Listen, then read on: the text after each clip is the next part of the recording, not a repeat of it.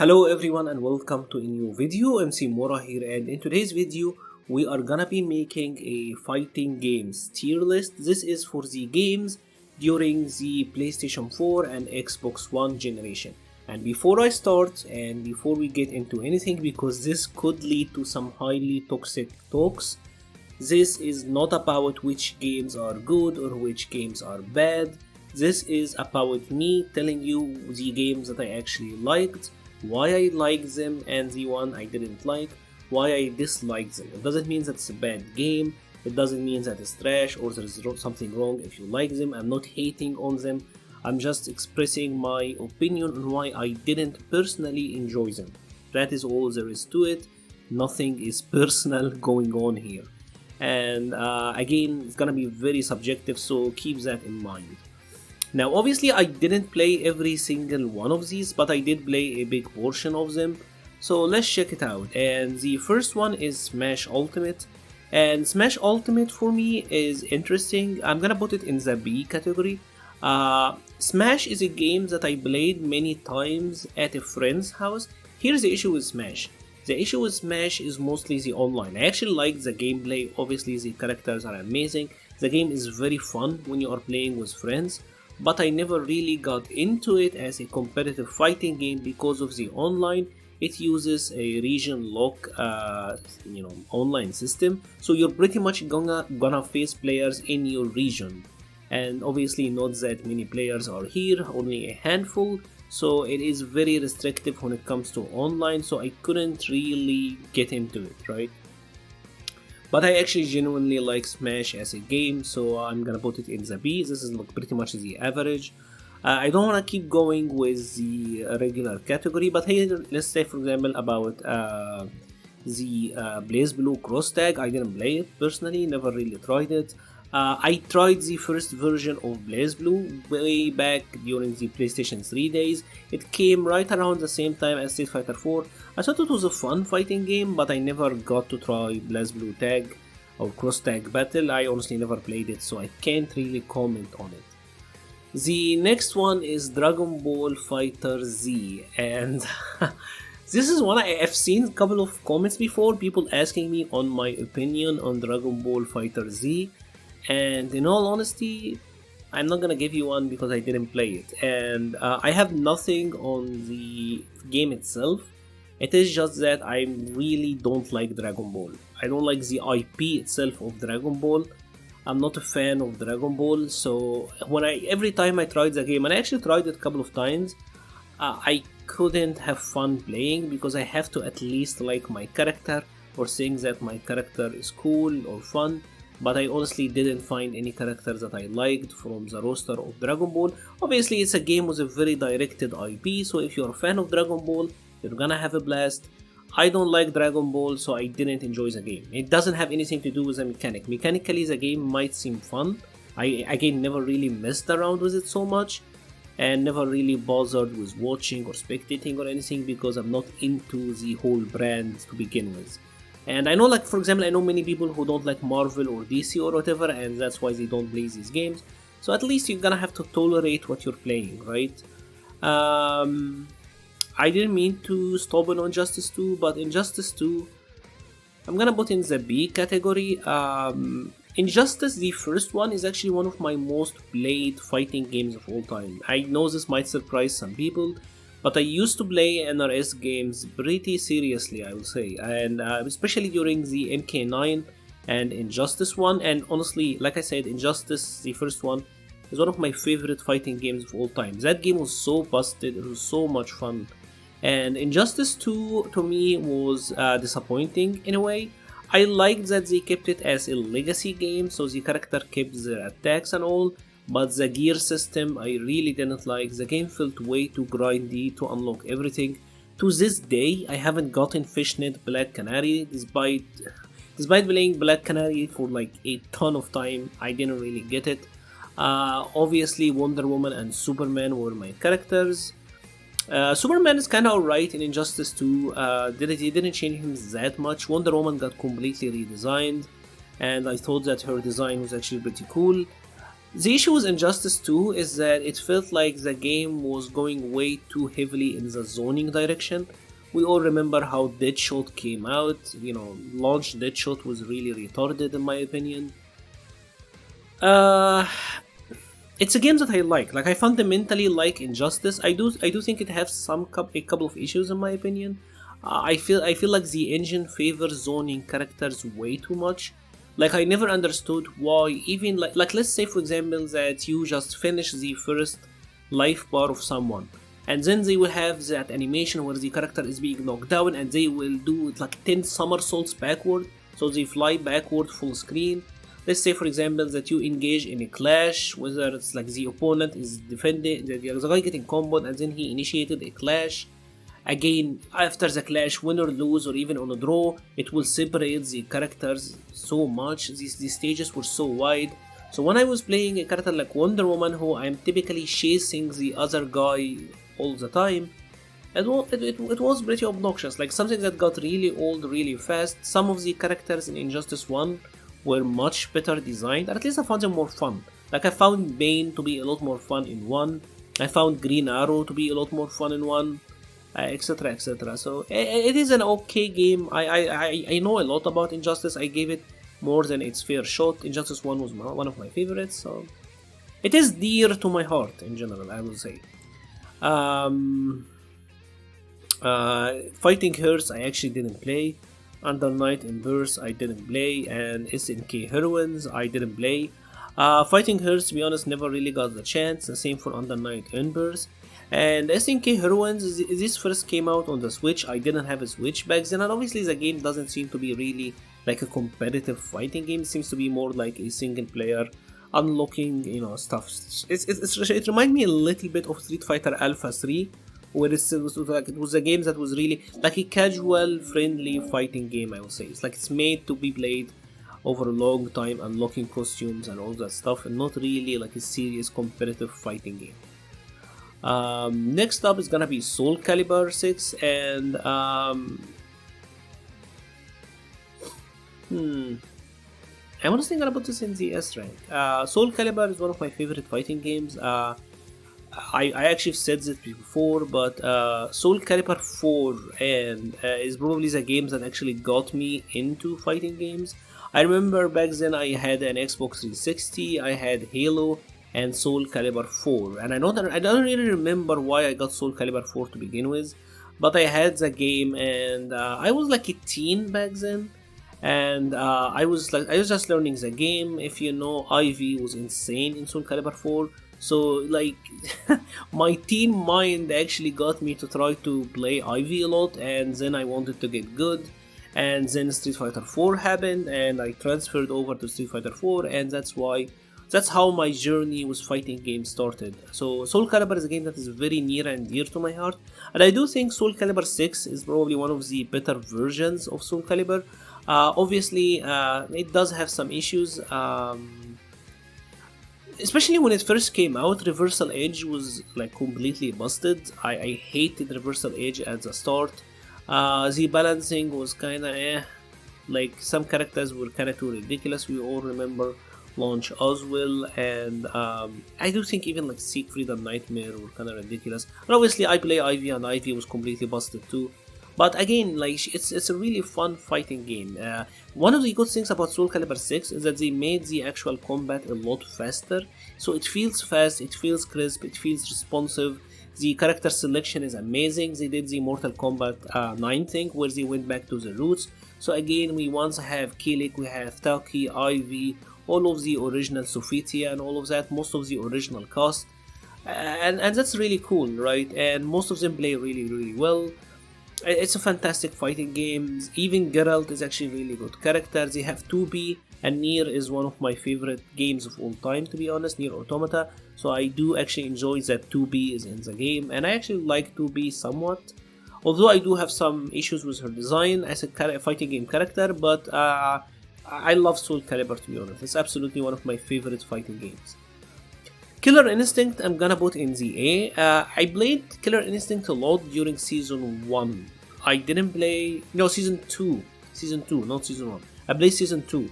and I had fun with it. I do think it's a really fun game. The issue with Killer Instinct, the reason that I didn't play it some more, is that back during that time I was living with my brother, and my brother actually had the Xbox. I didn't. So when he had it, I was playing Killer Instinct on it a lot, and I was having so much fun with it. But obviously, due to some real life circumstances, I had to move. And when I did, I no longer had access to KI. The game is only on Xbox at that time, so I didn't get a chance to play it. By the time it released on PC and I actually got a gaming PC, it was a little bit too late. And like even if you take a look at my background, you can even see that I do have a KI. Like I actually have the game. I bought it even though I don't actually play it anymore. I still mess around with it just to try out the combat. So it's a game that I really like overall. I think it's a fantastic fighting game, to be honest. And the netcode is amazing actually. Fantasy Strike I didn't really try out.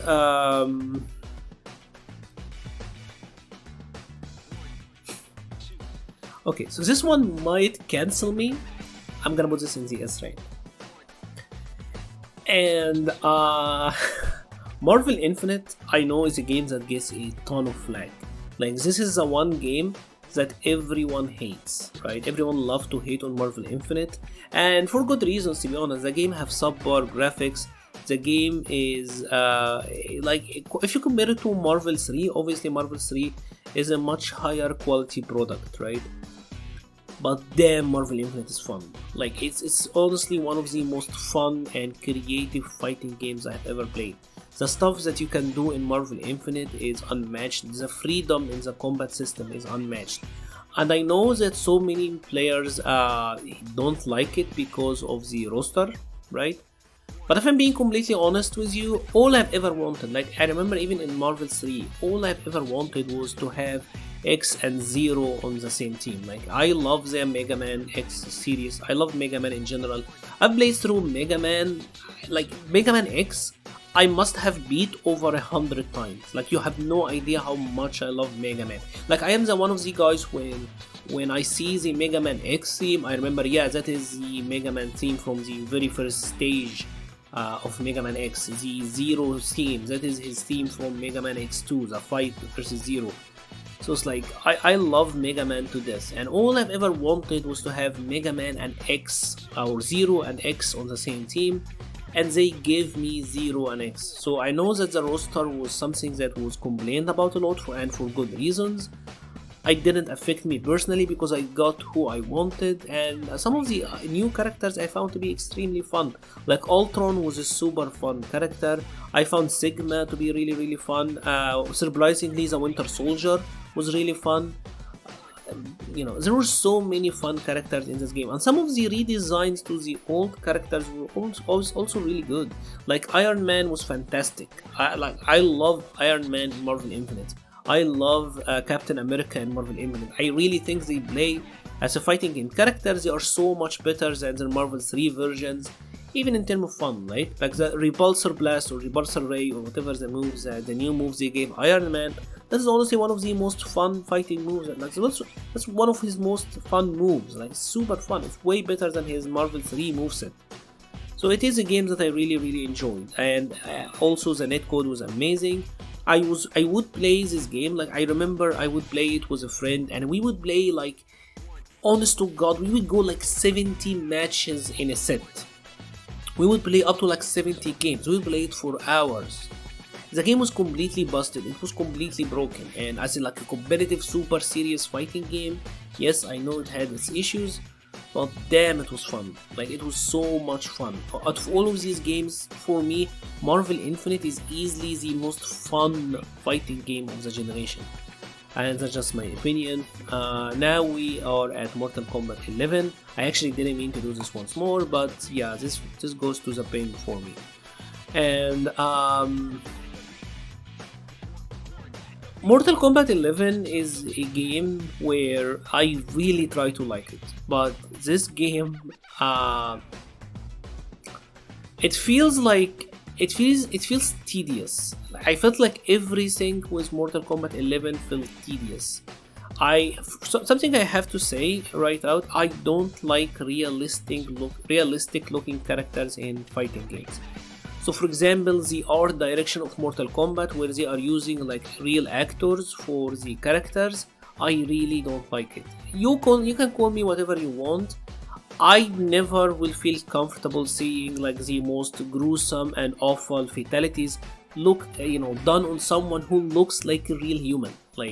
Like yes, back when during like Mortal Kombat 10 or 9 or the previous games, there was a little bit of like a comedic aspect to them. The characters had like you obviously looked like fictional characters. They don't look real. They look real in Mortal Kombat 11. And some of the fatalities, like the Kano fatality when he keep headbutting you, like come on, like how can you sit through that and not feel any discomfort? Like I can't. So I'm not a fan of the art direction. I'm not a fan of the combat system at all. Mortal Kombat 11 have some really weird, game design choices for me that I mostly disagree with. And there are other things like, for example, like let's say you knock down someone in Mortal Kombat 11. I actually felt like the guy who's like, let's say for example you knock someone in Street Fighter 5, right? You will try to meet them or go for a throw on wake up, and they have to guess or wake up DB or break a throw, right? But Mortal Kombat 11 gave you so many options on wake up that it felt like the guy waking up like had more options than the guy who actually got the knockdown. Like as the guy who actually knocked someone down, I felt afraid of actually trying to meet someone on wake up. Meeting someone, the timing is kinda ridiculous. The balancing was very awful for me, especially at launch, because my favorite characters were Shao Kahn and Kotal Kahn, and both of them were utter trash. And then you had to fight against characters like Aaron Black. Like it was ridiculous. Like the games that I really tried to like, I actually tried it once more when I believe they released the patch with it was like the second Kombat pack, the ones that had Fujin, Nightwolf, and Robocop. I actually tried to play it back then. I bought it. I bought it again, tried to play it again, and again didn't really stick with me. So I'm not a fan of Mortal Kombat 11. I mean that's just it. The less said the better, I feel. Samurai Showdown for me is kind of the same deal. Samurai Showdown for me, I like the concept. I really like the concept of Samurai. I like the concept of a very footsies heavy fighting game. I don't have any issues with the actual concept or most of the design. What I hate about Samsho is that it feels so heavy. Like it felt so heavy to the point where I didn't enjoy the gameplay because of how slow it is, right? I would have liked if it was like, if they made it like 200% faster. If it was like a really good footsies game but faster, I would have a lot more fun. So if there is like a Samurai Showdown Turbo where the game was like a lot faster, I would enjoy it. But for a game to be this slow, it felt off. I didn't enjoy playing. The online was horrible for me as well. Like I would get a 5-second lag every single new round, and then I would play. Even against some local friends, the online was unplayable. It's like out of all of these games, I had the worst online experience with Samsho, and I'm not really sure why. Granblue Fantasy versus this is in my S tier in my opinion. This is absolutely in my top 3 favorite fighting games of this generation. I know it's a very simple game and some people hate that, but I actually really like it. I'm someone who loves like grounded, neutral fighting games, and Granblue Fantasy is like the arc take on that idea. It felt to me like a cross between Street Fighter and King of Fighters. I loved it so much. The character designs, they are built on the Granblue Fantasy IP, so I know it is not popular here, and I'm not in Japan, so it's not popular at mine either. But I liked them, right? It's kind of like generic anime designs, but I found it to be fun. The music in Granblue Fantasy was amazing. The gameplay was super fun. I used to play Gran, and I know Gran was like one of the characters that people really disliked, but I found Gran to be like, out of all of the beginner Shoto-esque characters, Gran was so much fun. Like Gran is honestly one of the most fun characters that I played out of these. So I really enjoyed him, and the game is fantastic in general. It does have a bad netcode, unfortunately, so you can't really play it that much outside of playing with your locals. That hurt it, but it's a game that I would absolutely love to play anytime. Like if we are ever like at a local event and you tell me like, do you want to play some Granblue Fantasy? 100% every single time. I love that game. I really do. It's my favorite art game by far, like by a long shot. I think it's the best game they actually ever made as like a fighting game. At least for me, for my own taste, it's my favorite art game. Mortal Kombat X, I'm gonna put in the B category. I liked Mortal Kombat X a lot more than Mortal Kombat 11, and it does have its issues for me. There's a couple of things here that I didn't like, but Mortal Kombat X was still built on a good portion on the foundation of Mortal Kombat 9, and I really liked Mortal Kombat 9, so Mortal Kombat X was still really fun. It had like an excessive amount of low overhead 50-50s, and that was a little bit obnoxious, but the game was fast paced, it was fun. It was really fun. It had a lot of really cool characters. Takeda and Kotal Khan were amazing new character. I'm one of the people who actually played Ferrator, and Ferrator was actually really cool as well. I really enjoyed him. And Aaron Black obviously was brand new, and that was really fun. And mechanically the game was right. I'm not a big fan of the run thing, but it added a layer of execution and technicality that was really needed in Mortal Kombat in my opinion. So it was a really fun game. I'm not a super fan of the hyper aggressive style, but as a game it was fun. I can see why people would like Mortal Kombat X so much. King of Fighters 14, I'm gonna put in the A category. I liked it. That's all I'm gonna say. I liked it. I think it's a game that is really it's really fun, right? The combos, the max system in KOF 14 was really fun. It was a lot more accessible to play than King of Fighters 13. If 13 was on this list, I would put 13 in the S tier. 14 to me is a game that is actually A because of just the gameplay. The roster was pretty nice. There were a couple of new characters that I liked, like Loveheart. I know she was like super basic character, but I thought that Loveheart was actually really fun to play. Long was obviously really fun to play, and most of the characters who came back were actually really fun. Mai was super good. Terry, I think at some versions were pretty okay. I also played Joe, I played Kyo, I played Benimaru. I played so many characters in King of Fighters 14. It was a really fun game. I enjoyed it a lot. Obviously the netcode wasn't amazing, but it's fun. And Guilty Gear Rev, I'm gonna put it in the...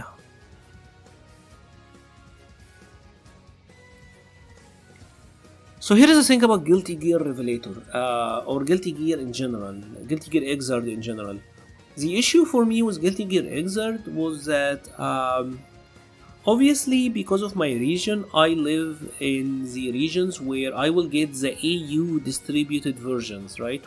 So what would happen with Guilty Gear is that the game would release first in America and Japan, and then months later they would actually put it out for the EU. And by the time that you get the current version, the new one will be out in a couple of months. So I always played catch up. Like I would get Sign and then have it for like 1 month or 2 months, and then Xrd comes out, or like Revelator. I think the first Revelator comes out. Or like then I would get the Rev 1, and then a couple of months the Rev 2 comes out. So it's like I was always playing this catch up game, which was honestly kind of like it took me out of the game. The actual game itself was really fun. It's a fantastic fighting game, but I personally never, like, I always felt like kind of cheated, I would say, because of Guilty Gear Xrd, like they're distributing and publishing ways, especially if you live in the EU region, because your only options were to import it, but obviously not that many people do that, so you wouldn't actually have like a lot of games. It was like kind of like a Discord fighter in a way. So that sucks, but I do think it's a pretty cool game. I know it's a really good game and I should put it higher, but I can't separate my feelings, and my feelings is that I always felt like I got handed the short end of the stick simply because of this, so that kinda sucked. Dead or Alive 6, I'm gonna put it in the B category as well. I never actually played Dead or Alive that much in terms of a as an actual combat. I actually got Dead or Alive 6 on PlayStation, but the thing about it is that I would just mostly use it for the combos. The game itself, like the mechanics of Dead or Alive is fun. It feels a little bit too button mashy for my own taste, but it is a fun game, and obviously some of the characters are really cool. And obviously it's a waifu fest, so that is pretty cool as well. The combo trials in Dead or Alive was actually really fun. I even enjoyed their story mode, so I didn't play it like super competitively, but I actually genuinely liked it as a game. And some of the stage transitions were hilarious, to be honest. So I like that. Fighting EX Layers, I'm gonna put it in the B as well. I think it was a good fighting game. Never really played it in anything that is in depth. Like every single time I try to play Fighting EX Layer, I could never get a match, and I don't know why. But I never actually played anything. I played 2 matches in Fighting EX Layer, like exactly 2 matches online, right? And otherwise, I would never find opponents. Obviously, the game is super dead. It seems like it could be a fun game, and I wish I could have gotten to explore it more, but it's very sparse. Like there are no player base whatsoever almost, so that really hurts it. I obviously gonna put Street Fighter in my S rank. I mean, obviously, I do think Street Fighter V, its current version, is probably the best it has ever been. Street Fighter, I know currently in 19th of June 2021. Street Fighter V is in a tough predicament at the moment because of Guilty Gear Strive. The viewership for Street Fighter is really low at the moment. The interest in the game in general is really low. But it will survive. Like, I know it will survive, and it's a Street Fighter, and I genuinely like Street Fighter V. I'm gonna be honest, I like Street Fighter V as a fighting game more than Guilty Gear Strive. If I'm being completely honest, like if I'm just judging it based on the gameplay, I do prefer Street Fighter V to Guilty Gear Strive. But obviously this is a new game, we are still in the honeymoon phase, and everyone is having lots of fun. Maybe months down the road we will see which game is superior in terms of the fighting engine, but for now I do actually really think that Strive is really fun as well. So it's like I like both of them, but I do prefer Street Fighter V for me, for my own taste and what I like in a fighting game. I like it more, and again, like, I owe a lot to Street Fighter. I know I love the brand so much, but I really owe this entire channel to Street Fighter. So it's like I can't really hate that much on it. Boken, I will say, is I'm gonna put it in the B as well. It was a fun game. It had Boken had the fastest matchmaking I have ever seen. Like, it will make a counter 9, 8, 7, 6, and you get a game. And the netcode was actually really fun. It had the 2D and 3D transition. I would play Charizard in that game, and Charizard was super fun as well. That's a good game, I like it. Didn't play it that much. Obviously, again, because it's on Nintendo systems, there is a lot of restrictions here, but I do like it overall. And finally, the final game is gonna be Tekken 7, and I'm gonna put it in the A rank. Tekken 7 for me is a game that I know is really good, but I never enjoyed it as much as I could because of circumstances. I started playing Tekken seriously during Tekken Tag 2, not Tekken 7, Tekken Tag 2. So the discovery period of where you're learning Tekken and Korean backdash and movement and the fantastical discovery of Tekken, I had that during Tag 2 and not Tekken 7. So it wasn't like my first love, if you would say. So I entered Tekken 7 as someone who had previous Tekken experiences. And during Tag 2, my two main characters were JC and Lars. And obviously JC was not in Tekken 7, or Julia, obviously she was not in launch Tekken 7, and Lars was the weakest character in Tekken 7, right? So when I started playing Tekken 7, I was playing with the worst character in the game, and that was really disappointing. Like, I could never, I know it's scrubby, I know it's really scrubby to say, but the incredible sense of unfairness that I had to go through because I was so dedicated to Lars, really it was off-putting, right?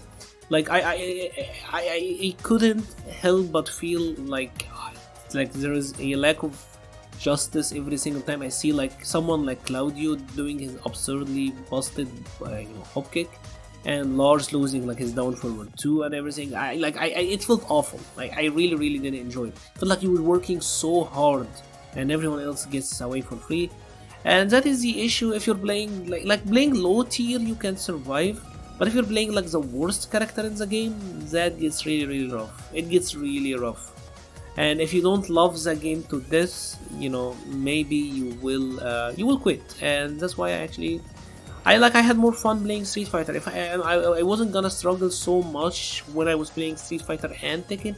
Maybe if I was only playing Tekken at the time, I would have survived it, but I didn't. And then I keep in touch with Tekken 7. I play it every now and then, not really that dedicated to it anymore. Obviously there are so many characters now, so many new characters, and I mean it's amazing. I genuinely love Tekken as a fighting game.